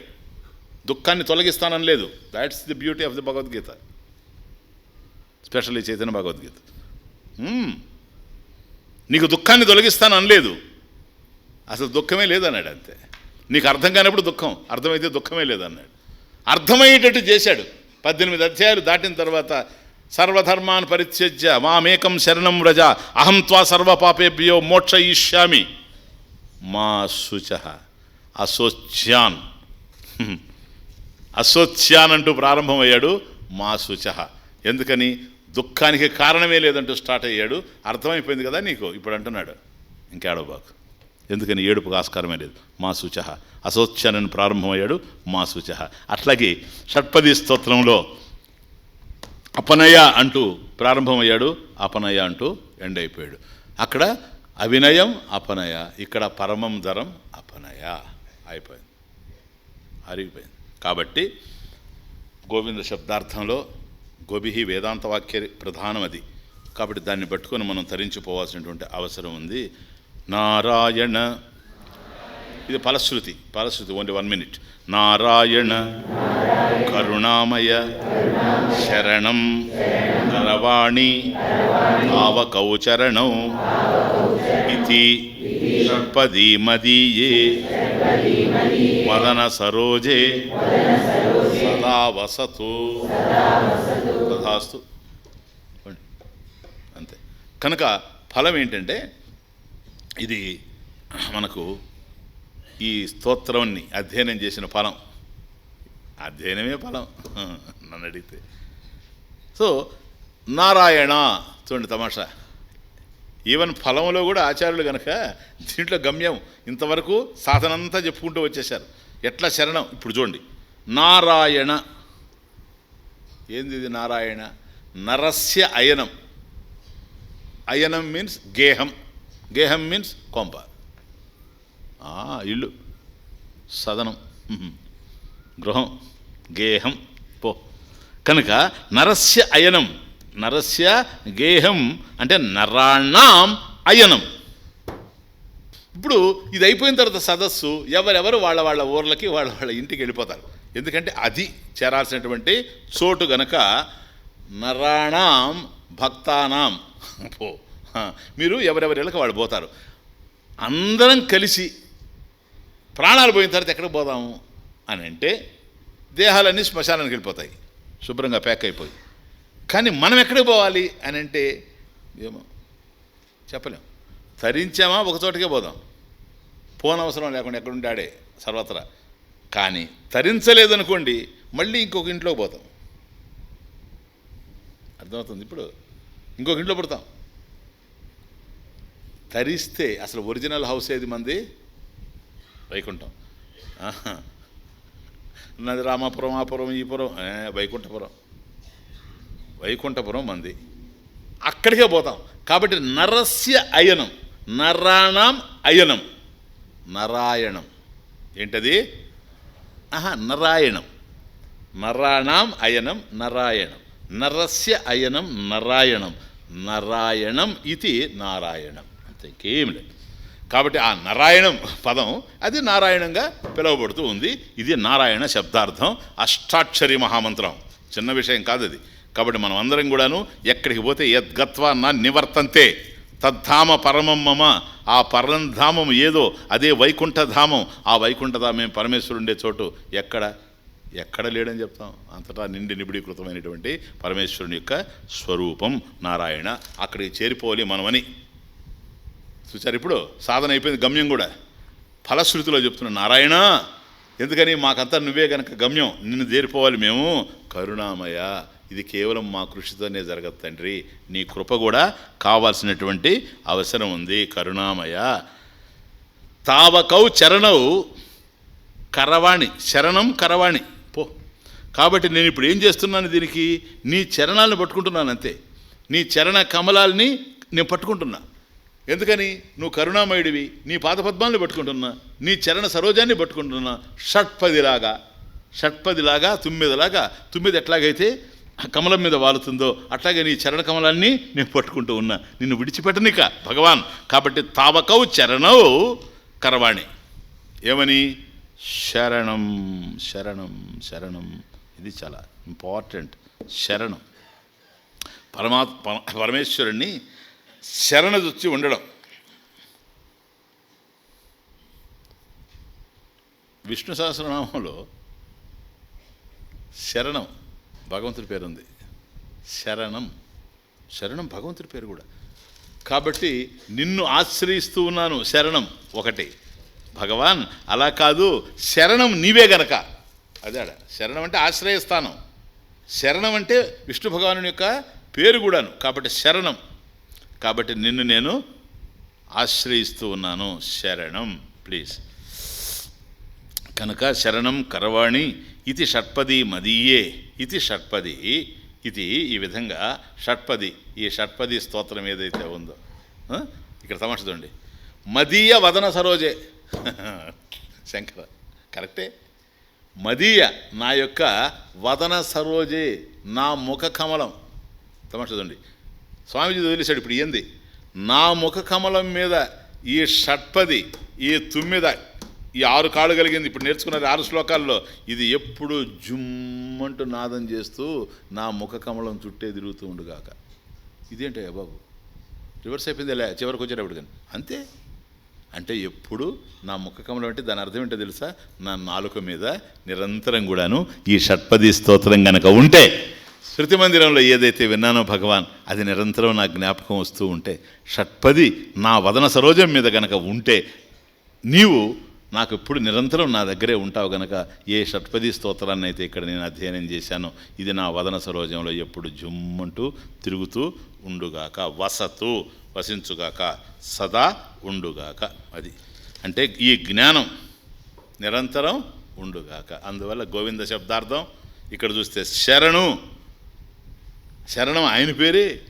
కాబట్టి గోవింద శబ్దార్థంలో జ్ఞానం ప్రధానం. కాబట్టి ఆరకపోదు వెలిగే దీపం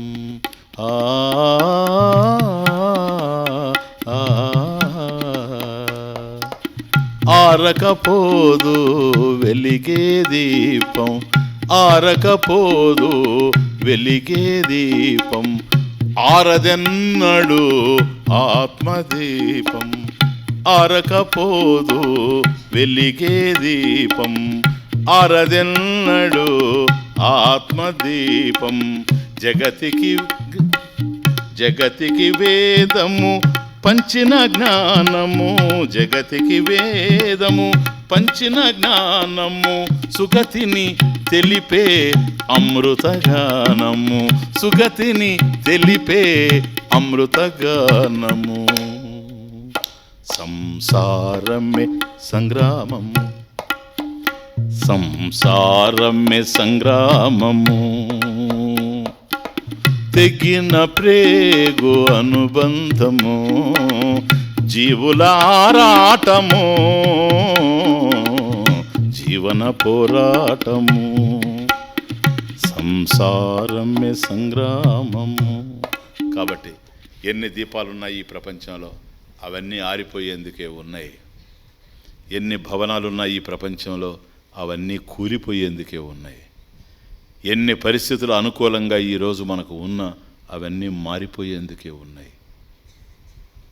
ఎందరెందరూ మనకు కూడా తిరుగుతూ ఉన్న ఎన్ని దేహాలు మనతో కలిసి ఉన్న ఆ దేహాలన్నీ రాలిపోయేందుకే ఉన్నాయి. ఎప్పుడూ ఆరనిది మారనిది పరంజ్యోతి స్వరూపమైంది భగవంతుడే గనక ఆ ఆత్మదీపం జ్ఞానదీపం దాన్ని ఉన్న సమయంలో ఇక్కడ ఉన్నంత వరకు మనం దాన్ని వెలిగించుకున్నాం. ఇప్పుడుంది అందరి దగ్గర, దాన్ని మనం కాపాడుకోవాలి. మీరు ఎంతమంది చూశారు నాకు తెలిసి చూసే ఉంటారు. మనం ఇక్కడి నుంచి వెళ్ళేటప్పుడు ఇటు పోతే జయగిరిధర ఆర్చి, అటు చివరికి వెళితే మెయిన్ గేట్ ఏదైతే ఉందో, అంటే బయట నుంచి మీరు వచ్చేటప్పుడు సుందర చైతన్య ఆశ్రమం కనపడతా ఉంటుంది. మీరు ఇక్కడి నుంచి పోయేటప్పుడు ఆ తొందరలో ఇటు వెళ్ళిపోతారు, కానీ ఒకసారి దాన్ని చూసిపోండి. నేను అక్కడ పెద్ద లెటర్స్లో రాయించున్నాను ఆ రోజుల్లోనే, ఆశ్రమం పెట్టిన కొత్తలోనే. అంటే నా ధర్మం ఏంటో నా కర్తవ్యం ఏమిటో నేను గుర్తు చేసుకుంటూ అక్కడ రాశాను. చూడండి వాళ్ళంటే చూడండి, వెలిగించుకున్నావా క్వశ్చన్, వెలిగించుకున్నావా క్వశ్చన్, ఆరిపోకుండా చూసుకో సెకండ్, అంతే. మీరు చూసుకొని కావాలంటే.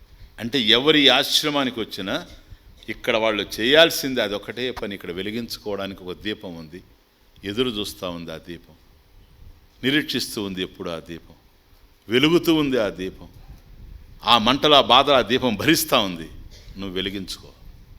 ఆ తరువాత మాత్రం జాగ్రత్త, నువ్వు బయటికి గనక వెళ్ళావా అక్కడ తీవ్రమైన గాలులు ఉన్నాయి, భయంకరమైనటువంటి పవనాలు ఉన్నాయి. వాటి మధ్యలో ఇక్కడ వెలిగించుకున్నటువంటి దీపం అలాగే వెలుగుతూ ఉంటుందని చెప్పుకోవడానికి అవకాశం లేదు. అందువల్ల కేవలం నువ్వు వెలిగిపోతున్నంత వరకు కూడా నువ్వు ఆ దీపాన్ని ఆరకుండా తీసుకుపో. ఆరకుండా ఉండాలంటే దానికి కవచం ఉండాలి. కవచం ఉంటేనే అది ఆరకుండా ఉంటుంది. ఏం కవచం పెడతావు? ఓం నమో భగవతే వాసుదేవాయ, ఓం నమో భగవతే వాసుదేవాయ.